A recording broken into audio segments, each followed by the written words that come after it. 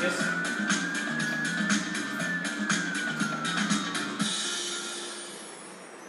नमस्कार, यूमीएड हेल्थ की टीम की तरफ से मैं आप सभी का स्वागत करती हूँ।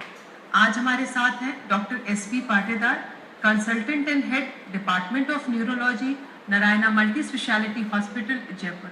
डॉक्टर साहब, आपका स्वागत हमारे कार्यक्रम में। नमस्कार। आप न्यूरोलॉजिस्ट हैं, तो मैं सबसे पहले आपसे ये जानना चाहूँगी कि इमरजेंसी में आप न्यूरोलॉजी को, अगर आप डिपार्टमेंट को देखें तो आपके पास पेशेंट्स किस बीमारी से आते हैं? देखिए, न्यूरोलॉजी में सब तरीके के पेशेंट्स आते हैं। जो अधिकतर पेशेंट्स होते हैं उनके पैरालिसिस का या लकवे का अटैक आता है, वो पेशेंट इमरजेंसी में अधिकतर हमारे पास आते हैं। पैरालिसिस के बारे में बात करते हैं डॉक्टर साहब, तो पहले तो आप हमें ये बताओ कि पैरालिसिस की बेसिक एज क्या है, मतलब किस उम्र में हम ये सोचें कि भाई हाँ पैरालिसिस अटैक हो सकता है? बहुत अच्छा सवाल पूछा आपने। पैरालिसिस किसी भी उम्र में हो सकता है, पहली बात तो ये रखें। अधिकतर लोग समझते हैं कि वृद्धावस्था की बीमारी है, 50 साल के बाद की बीमारी है या 60 साल के बाद की बीमारी है। ऐसा नहीं है। पैरालिसिस एक दिन के बच्चे से लेके और कितनी भी उम्र तक हो सकता है। अधिकतर पैरालिसिस के जो अटैक आते हैं वो 50 साल या 60 साल के बाद आते हैं। पर ऐसा नहीं है कि कोई एक एज हो गई, 35 साल का है, इसको तो कभी पैरालिसिस हो ही नहीं सकता। बात यह है कि अलग अलग एज ग्रुप में अलग अलग कारण होते हैं और उनके अलग अलग तरह के इलाज होते हैं। कॉमन रीजंस क्या है सर पैरालिसिस के? कॉमन रीजन अगर अपन ओल्डर एज की बात करें, जिनमें अपन 50 ईयर, 60 ईयर या 70 ईयर के एज ग्रुप की बात करें, उन लोगों में रिस्क फैक्टर होता है कि डायबिटीज़ है, इलाज नहीं लेते हैं। बीपी की बीमारी है, लगातार दवाइयाँ नहीं लेते हैं, कुछ दिन लिया छोड़ दिया, बीपी ज़्यादा रहता है तो पैरालिसिस हो सकता है। इसी तरीके से मोटापा। डॉक्टर साहब, आपको इंटरप्ट करूंगी मैं। डायबिटीज और ब्लड प्रेशर का पैरालिसिस से क्या कनेक्शन है? बिल्कुल सही पूछा आपने। डायबिटीज़ शुगर की बीमारी है, लेकिन क्या होता है कि डायबिटीज़ और हाइपरटेंशन यानी बीपी की बीमारी, इन दोनों में लगातार अगर लेवल ज़्यादा रहता है, जैसे बीपी लगातार ज़्यादा रहा, शुगर का लेवल लगातार ज़्यादा रहा, उससे क्या होता है कि जो ब्लड सप्लाई करने वाली जो धमनियाँ होती हैं या जो नलियाँ होती है, उनमें धीरे धीरे रुकावट आने लग जाती है। उस रुकावट की वजह से अल्टीमेटली हमें जैसे हार्ट अटैक आता है, वैसे ब्रेन अटैक या अपन पैरालिसिस या लकवा बोल सकते हैं। तो ये रिस्क फैक्टर है जिसको अपन बोलते हैं कि रिस्क में है पेशेंट। मान लीजिए डायबिटीज है, दवा नहीं खाता है, उस पेशेंट को रिस्क हो गई, उसको कभी भी लकवा आ सकता है। इसी तरह से और रिस्क फैक्टर है, स्मोकिंग है, जैसे धूम्रपान करना, मोटापा या कोलेस्ट्रॉल का लेवल बहुत ज़्यादा होना, या किसी के क्या होता है कि हेरिडिटरी बीमारी होती है, यानी अनुवंशिक बीमारियां, पारिवारिक बीमारी, मदर फादर को भी हुआ है, ग्रैंडफादर को हुआ है, तो उनके जनरेशन में भी होने की संभावना ज़्यादा रहती है। डॉक्टर साहब, आपने कोलेस्ट्रॉल का जिक्र किया, तो क्या हम ये माने कि भाई अगर जब कोलेस्ट्रॉल हमारे यहाँ आर्टरीज में जमा होता है तो वो सिर्फ हार्ट में नहीं होता, ब्रेन की तरफ भी जाता है? बिल्कुल सही कहा आपने। ब्रेन की तरफ ही नहीं, शरीर के हर अंग की तरफ जाता है। अभी आर्टरी तो वही है जो सारे में घूम रही है। बिल्कुल सही। अगर हम लोग, मतलब मैं ये मानूं कि अगर हाइपरटेंशन है या कोलेस्ट्रॉल है या जैसे आपने कहा भी हाइपरटेंशन है या ब्लड प्रेशर के पेशेंट हैं, तो आप ये मन में बना के चलें दैट दिस कुड हैपन, ये आपको अलर्ट रहना चाहिए। बिल्कुल सही कहा आपने। ये रिस्क फैक्टर है, आपको पता होना चाहिए कि मेरी ये बीमारी है, इस तरह की बीमारी से मुझे आगे जाके इस तरह की और होने की संभावना रहेगी। कुछ प्री सिम्टम होते हैं जी, क्योंकि देखिए वैसे तो मैं आपकी बात बिल्कुल मानती हूँ कि अगर हम डायबिटिक है या आपको हाइपरटेंशन है या कोई भी बीमारी है, दवाई नियमित रूप से लेनी चाहिए। पर अपने यहाँ ये भी है जी, अरे घर में शादी है तो 2-4 दिन तो टपके दवाई के लिए, दवाई खत्म हो गई है तो आई नहीं, कई सारे कारण रहते हैं। तो लेकिन कुछ एक प्री सिम्टम्स हैं जो आपको लगे कि भाई जो डेंजर साइंस हैं कि आपको पैरालिटिक अटैक हो सकता है। बिल्कुल सही कहा। इसका बाकायदा एक साइंस में डेफिनेशन है, न्यूरोलॉजी में एक डेफिनेशन है, उसको TIA बोलते हैं। TIA मतलब ट्रांजिएंट इस्केमिक अटैक। होता क्या है, लकवा एक तो पूरा हो गया, आपको लकवा आया और आपकी धमनी ब्लॉक हुई, आपके एक अंग पूरा पैरालिसिस हो गया। ये परमानेंट हो जाता है तो फिर भर्ती करना, इमरजेंसी, ये सारी बातें हो जाती हैं। लेकिन यही अटैक कुछ मिनट्स में या सेकंड्स में खत्म हो जाता है। अच्छा, एक बार अटैक आया, आपको हाथ में झंझनाहट हो रही है, आपसे ग्रिप कमजोर हो रही है, आप पेन से लिखना चाहते हैं, आप लिख नहीं पा रहे हैं, चाय का कप उठाना चाह रहे हैं, उठा नहीं पा रहे हैं, आपकी आवाज़ लड़खड़ा जाती है, आपको देखने में धुंधलाहट होने लग जाती है, एक एरिया में आपको देखने में दिक्कत आ रही है, इस तरह की कई समस्याएं जो कुछ समय के लिए आके और अपने आप स्वतः खत्म हो जाती है। डॉक्टर साहब, कुछ समय से आपका मतलब क्या? हम कुछ मिनट की बात कर रहे हैं, घंटों की या दिनों की? बिल्कुल सही है। जो डेफिनेशन की बात करें तो 24 आवर के अंदर अंदर खत्म हो जाना चाहिए, तो उसे टीआईए बोलते हैं। पर अक्सर 24 आवर पे एक लिमिट रखा गया है, अक्सर ऐसी चीजें मिनट्स में या आवर्स में खत्म हो जाती है, उसको टीआईए बोलते हैं। ये अलर्ट है कि आपको आने वाले समय में मेजर अटैक आने वाला है। इसको एक रेड अलर्ट की तरह मानना चाहिए कि हाँ, ये अब हमें चेतावनी वाली बात हो गई कि अब सब चीजें स्ट्रीमलाइन करनी है, हमें फटाफट से दिखाना है। ठीक होने का मतलब लोग क्या समझते हैं कि अब ठीक हो गया, अब जाने की जरूरत ही नहीं है डॉक्टर के पास, जबकि यही एक समय है जहां डॉक्टर भी कुछ कर सकता है, आपको बचा सकता है आगे आने वाले लकवे को, और आपको भी बहुत ज्यादा फायदा हो सकता है। एक बार होने के बाद हमारे हाथ में बहुत ज्यादा नहीं रहता है। डॉक्टर साहब, जैसे आपने ये अलर्ट वाले साइंस बताए और उसके बाद आपको इमीडिएटली डॉक्टर के पास चले जाना चाहिए, नहीं जाते जी, ठीक है, कई बार होता है बताते नहीं, किसी को हो गया और बताते भी हैं तो वो अगला इंसान भी कहता है कोई बात नहीं है, नॉलेज अवेयरनेस नहीं है। अगर पैरालिटिक अटैक जब आ जाता है, उसका एग्जैक्ट उस टाइम पर हमारे को क्या हमारे शरीर पे गुजरती है, क्या हमारी मानसिक स्थिति होती है कि हम समझें कि हमारे को भी पैरालिटिक अटैक हो रहा है? इसको एक जनरल पब्लिक में हम अवेयरनेस की जब बात करते हैं कि क्या सब देखना है आपको, तो हम लोग इसमें फेस की बात करते हैं, चेहरा जी। चेहरा आपका टेढ़ा हो रहा है, जो 4 चीजें सबसे महत्वपूर्ण जो देखनी है, चेहरा आपका टेढ़ा हो रहा है, आपके हाथ की ग्रिप कमजोर हो रही है, आपकी आवाज खराब हो रही है, या आपको चलने में लड़खड़ाहट हो रही है। ये ऐसे 4 साइन हैं, इनको अगर देख लिया जाए तो लकवे के 99% केसेस का पता जनरल पब्लिक में कोई भी लगा सकता है। ऐसा होने के कितनी देर के अंदर अंदर हमें डॉक्टर के पास पहुंचना चाहिए और उसका हमारे आगे ठीक होने पे क्या असर पड़ता है, ये हम आपसे जानेंगे छोटे से ब्रेक के बाद। हम ब्रेक के बाद अभी वापस आते हैं। आप लोग देख रहे हैं, जी हाँ, यूमी एंड हेल्थ।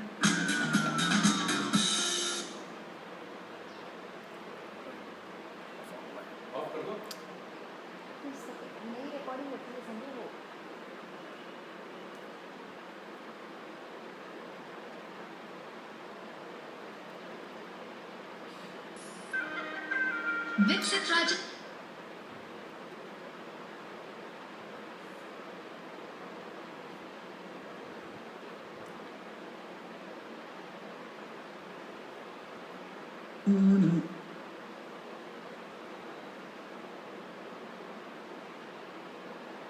से हमारे हार्ट में ग्रिप कमजोर हो रही है, तो ये हो सकता है कि एक पैरालिटिक अटैक हमारे हो रहा हो। और अपना ही नहीं ध्यान रखना, खास करके जो हमारे घर में बुजुर्ग हैं, उनका भी ये चीज का ध्यान आप बहुत रखिएगा। अगर वो कुछ ऐसा कहते हैं तो उसको लाइटली मत लीजिए कि ठीक है पिताजी 2-3 दिन देख लेते हैं, अभी ऑफिस में प्रोजेक्ट चल रहा है, बाद में देख लूंगा। नहीं, क्योंकि अभी जानते हैं हम डॉक्टर पाटीदार से कि कितना जरूरी है इमीडिएटली डॉक्टर के पास पहुंचना। बिल्कुल सही बताया आपने। जो टाइम है वो बहुत जरूरी है कि आप कितने जल्दी अस्पताल पहुंचते हैं। देखिए, अपन बहुत आगे पहुंच गए इस चर्चा में। जो बेसिक बात है कि 2 तरह के पैरालिसिस के अटैक होते हैं। पहला होता है कि आपकी धमनी फट गई है, दूसरा है ब्लॉकेज आ गई। ठीक है, अपन सारी चर्चा या जो भी बात कर रहे हैं ब्लॉकेज से संबंधित वाली चल रही है। एक कुछ 20% जो मान लीजिए वो लफा होता है, इसमें नस फट जाती है। नस फटने के लिए आपको बहुत ज्यादा हमारे हाथ में नहीं रहता है, सर्जरी वगैरह कुछ लोग करते हैं। और सब इंटरप्ट करूंगी मैं, दोनों के सिम्टम में कुछ फर्क है, नस फटने में और ब्लॉकेज में? जनरल पब्लिक के लिए ज्यादा समझने की बात नहीं है, सेम ही माने दोनों को। मेडिकल लाइन में तो हम लोग जब बहुत बारीकी से देखते हैं तो अलग अलग देखते हैं, बट हम लोग बहुत ज्यादा कंफर्म नहीं कर सकते हैं। कंफर्म करने के लिए इमीडिएट सीटी स्कैन कराना जरूरी होता है।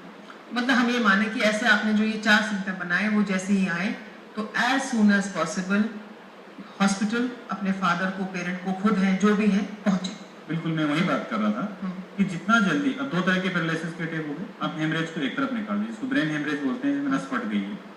दूसरा क्या है कि जो रुकावट वाला लकवा है, जो कि सामान्यतः होता वही है। 80% केसेज हमारे जो हम रोज प्रैक्टिस में देखते हैं जयपुर के आसपास वो जो इलाके में, ये 80% केसेज हमारे पास ब्लॉकेज वाले आते हैं जी, इस्चीमिक इन्फार्क्ट बोलते हैं उनको। इनमें क्या है कि ये जितना जल्दी हॉस्पिटल पहुंचेंगे उतना जल्दी हम लोग इनका ट्रीटमेंट बहुत अच्छे से कर सकते हैं। आजकल जो नया ट्रेंड चला है या जो नया ट्रीटमेंट आया है, उसमें क्या करते हैं कि हम एक जैसे ब्लॉकेज आया और हमारे पास पेशेंट 4.5 घंटे से पहले पहुंच जाता है, ठीक है, तो हम एक इंजेक्शन लगाते हैं, उस इंजेक्शन से लगा के उस क्लॉट को वहीं डिसॉल्व कर देते हैं। वहीं डिजोल्व होने से जो आर्टरी या जो धमनी ब्लॉक हुई थी वो खुल जाती है, और जिस ब्रेन के एरिया में मान लीजिए ब्लॉकेज आया था या डैमेज हो रहा था, वो खुलने से वापस उसका डैमेज बच जाता है। पेशेंट नेक्स्ट डे इमीडिएट खड़ा हो जाता है वापस से। अगर 4.5 घंटे से बाद आता है तो ये इंजेक्शन हम इस्तेमाल नहीं कर सकते। फिर हम एक रूटीन ट्रीटमेंट जो हम बरसों से करते आ रहे हैं जो मेडिकल साइंस में 20 साल 30 साल 50 साल वही कर पाएंगे। जो नया ट्रीटमेंट है ये जैसे कहते हैं कि एक जिसका रिजल्ट बहुत अच्छा है, जिसका चमत्कारी रिजल्ट आता है, या जैसे कहते हैं कि टेक्निकली जो रुका उसको हमने खोल दिया, समय रहते खोल दिया, तो वो हम 4.5 घंटे से पहले कर सकते हैं। पेशेंट को जितना जल्दी हो सके उतना जल्दी अस्पताल पहुंचे, और उसके लिए हमें भी थोड़ा टाइम दें, क्योंकि अस्पताल पहुंचने के बाद हमें सीटी स्कैन करना पड़ेगा, हमें कुछ टेस्ट करने पड़ेंगे, उसके बाद ही हम इंजेक्शन दे सकते हैं। तो ऐसा नहीं कि 4.5 घंटे का इंतजार करेंगे, चलेंगे आराम से। जितना जल्दी हो सके उतना जल्दी अस्पताल पहुंचे। डॉक्टर साहब, अस्पताल लाते हुए किसी खास बात का ध्यान रखना है? उठाना है, बिठाना है, खिलाना है, पिलाना है, किस बात का ध्यान? मुंह से कुछ ना दें। जब भी अनकॉन्शियस पेशेंट है उसको लेफ्ट लेटरल पोजीशन में रखें, मतलब बाईं करवट लेटा के रखें। कोई मुंह से उल्टी आ रही है, कुछ आ रहा है तो उसको साफ करें। सांस की नली बंद नहीं होनी चाहिए। हमारा एक ही रहता है कि जैसे कोई वॉमिटिंग आ रही है, मान लीजिए कुछ खाया पिया अचानक आता है, आपने खाना खा रहे थे अचानक हो गया, सही, तो उल्टी में कुछ निकलता है तो वो सांस की नली में जाके अवरुद्ध कर सकता है, जान जा सकती है। तो हमेशा बाईं करवट लेटा के रखें। मुंह में या उल्टी में कुछ आ रहा है उसको इमीडिएटली क्लीन करें। मुंह से कुछ भी ना दें जब तक आप अस्पताल नहीं पहुंचे। आपको किसी भी चीज का कोई गोली दवाई कुछ भी देने की जरूरत नहीं है, सीधा अस्पताल में।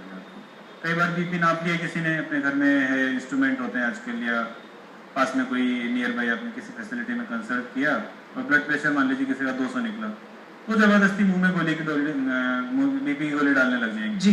वो नहीं देना है आपको। इमीडिएटली बिना टाइम खराब किए नियर बाई किसी अच्छे हॉस्पिटल में जहाँ पर स्ट्रोक यूनिट हो या लकवे का इलाज प्रॉपर, जहाँ पूरी फैसिलिटी उपलब्ध हो, नजदीक से नजदीक पहुंचना चाहिए, जल्दी से जल्दी पहुंचना चाहिए।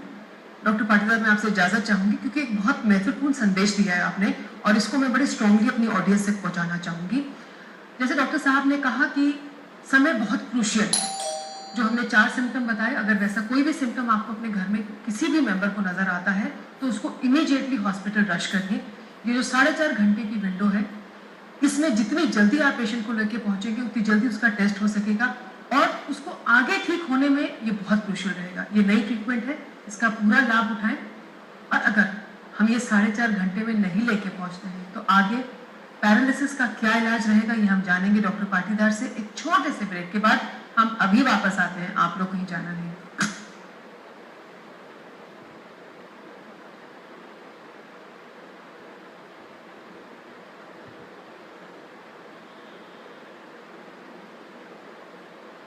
डॉक्टर साहब नहीं पहुंच पाए 4.5 घंटे तक, उसके बाद क्या है? उसके बाद भी इलाज काफ़ी है, और खून पतला करने की दवाइयाँ दी जाती है, इंजेक्शन दिए जाते हैं। पेशेंट को जो कॉम्प्लिकेशन होने हैं, कॉम्प्लिकेशन में से एक बार लकवा जो आना था, डैमेज जो होना था, वो पार्ट डैमेज हो चुका है मान के चलिए।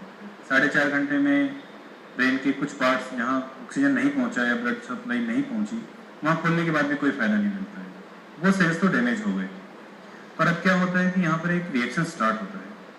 ब्रेन उस पार्ट को जो डैमेज हुआ है वो डिसोल्व होने लगेगा, तो आसपास के पार्ट में जो कि नॉर्मल था, जहाँ ब्लड सप्लाई भी नॉर्मल है, वहां पर सूजन आने लगती है।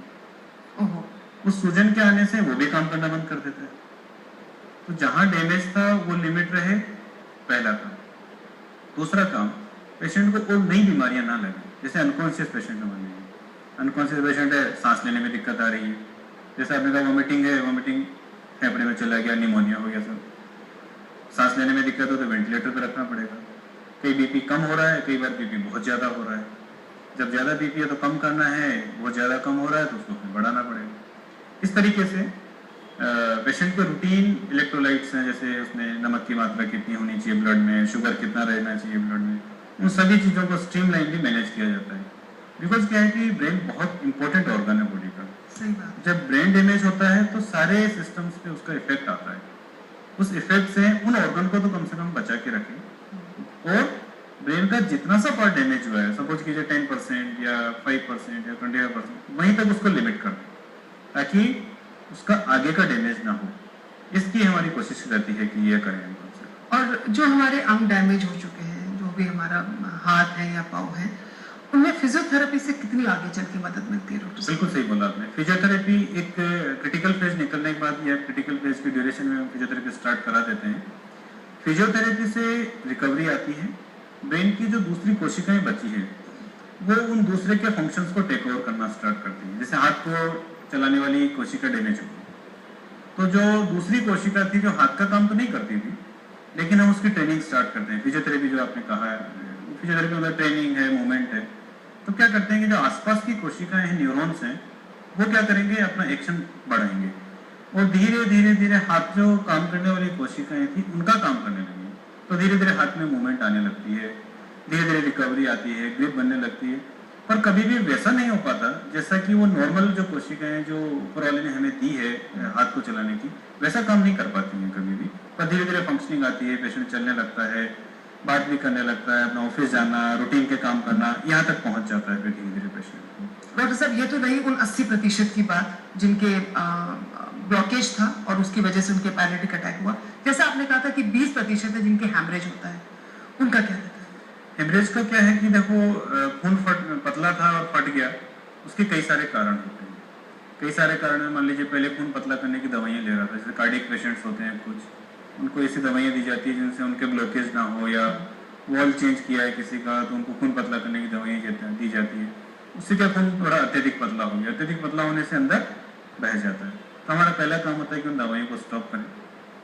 पेशेंट्स का जो खून पतला है उसको वापस से नॉर्मलाइज करें, उस समय के लिए गाढ़ा करें वापस से। कुछ FFP होते हैं, कुछ इंजेक्शंस होते हैं, वो इमीडिएटली दिए जाते हैं ताकि वो जो ब्लीडिंग हो रही है वो तो वहीं के वहीं रुक जाए। सही। जल्दी आएगा जल्दी रुकेगा, ज़्यादा लेट आएगा साइज बढ़ता जाएगा। फिर एक साइज होती है, जैसे मान लीजिए 30 ml से लेके और 60 ml तक का ब्लड है। 30 ml से कम है, हमें कुछ नहीं करना है, धीरे धीरे रिकवर कर जाता है। 60 ml से ज़्यादा है, इरिवर्सिबल डैमेज है जो आपने कहा, वो नहीं ठीक होते हैं या बहुत मुश्किल से ठीक होते हैं। इसके बीच में कई बार हम जुडिशियस डिसीजन लेके सर्जरी का रोल आता है यहाँ पे कि हम ओपन करके उस ब्लड को निकालना चाहते हैं। निकालने से प्रेशर कम हो जाता है ब्रेन का और रिकवरी और फास्टर आती है, या ऐसे कहते हैं लाइफ बचाई जा सकती है। जो हुआ जो तो हुआ ही है, लाइफ बचाने के लिए मैं कई बार इसमें कहते हैं स्ट्रोक में भी ब्रेन सर्जरी करनी पड़ जाती है, वो वाली बात यहाँ पे आती है। बाकी अधिकतर पेशेंट्स में बिना सर्जरी के भी काम चल जाता है। जब 30 से 60 ml तो हम सर्जरी जरूर करवाते हैं। और इनकी भी जो रिकवरी है जो आगे चल के है वो उसी तरह होती है जैसे बाकी पैरालिटिक पेशेंट्स की? बिल्कुल उसी तरह होती है। वही फिजियोथेरेपी, वही ध्यान रखना, वही रिकवरी का टाइम है। रिस्क फैक्टर्स को एनालिसिस करना बहुत जरूरी है कि आया क्यों है। जैसे अपन बात कर रहे हैं सारा ओल्डर एज वाले की, यंग स्ट्रोक भी बहुत आ रहे हैं आज के ज़माने में। हमारे पास जितने स्ट्रोक आते हैं, जो इस्कीमिक स्ट्रोक आते हैं, उनमें 20-30 पेशेंट यंगर स्ट्रोक आता है। और उनके क्या कारण है? उनके कारण कई अलग अलग कारण होते हैं। जैसे कुछ जेनेटिक रीजन्स हैं, होमोसिस्टीन का लेवल ज़्यादा है, कुछ protein C protein S defective हैं, तो उनका खून वैसे ही जमने की संभावना रहती है। राजस्थान में अपना डेजर्ट एरिया है, तो जब हॉट वेदर रहता है तो डिहाइड्रेशन होके एक सेरेब्रल वेनस साइनस थ्रोम्बोसिस है, उसकी संभावना बहुत ज़्यादा रहती है। स्पेशली ये डेजर्ट एरियाज में ज़्यादा होता है। यंग फीमेल है, डिलीवरी हुई, डिलीवरी के बाद उनकी खून वैसे ही गाढ़ा रहता है, वो जम जाता है। इस तरह के अलग अलग कारण हैं। फिर एक बार क्या है कि जैसे हार्ट में वॉल्वुलर प्रॉब्लम है या हार्ट में कुछ रिदम की प्रॉब्लम है, तो वहाँ से क्लॉट बनता है, वो क्लॉट ब्रेन तक चला जाता है। डॉक्टर साहब, जो हमारे यंग पेशेंट्स हैं उनके लिए आप कोई 2-3 बातें बताइए जिनका वो ध्यान रखें जिससे कि उस चीज से वो बच सके कि उनको तो कम से कम पैरालिटिक अटैक ना हो। सबसे पहले तो कार्डियक पेशेंट्स के लिए कहना चाहूँगा जिनके वॉल्वुलर प्रॉब्लम है, हार्ट की प्रॉब्लम है, वो अपना रेगुलर चेकअप बना के रखें। ठीक है। वॉल्वुलर प्रॉब्लम सामान्य हार्ट की डिजीज से अलग डिजीज है, इनके वॉल्व खराब हो जाते हैं, सो अपन ये समझते हैं, सामान्य बात है। दूसरा, जो जनरल पेशेंट्स हैं जिनकी फैमिली हिस्ट्री पॉजिटिव है, मान लीजिए उनके मदर फादर को, ग्रैंडफादर को, ग्रैंडमदर को उनको लकवा आया हुआ है, वो उस कारण को ढूंढने के लिए अपने टेस्ट जरूर करवाएं कि हमारे तो कोई ऐसा जेनेटिक कारण तो नहीं चला रहा है कि जब पीढ़ी दर पीढ़ी लकवा आता जा रहा है। ठीक है। अगर ऐसा कोई कारण आता है तो उसका होने से पहले ही prevention is better than cure. बिल्कुल सही। तो पहले ऐसी दवाइयाँ स्टार्ट कर लें जिससे कि वो जेनेटिक प्रॉब्लम को जितना क्योर कर सकते हैं उतना क्योर कर लें। Prevention is better than cure. इन बहुत ही अच्छे शब्दों के साथ आपका बहुत बहुत शुक्रिया डॉक्टर साहब। तो ये था you me and health doctor Patidar के साथ। आपको हमारा कार्यक्रम कैसा लगा हमें जरूर बताइएगा।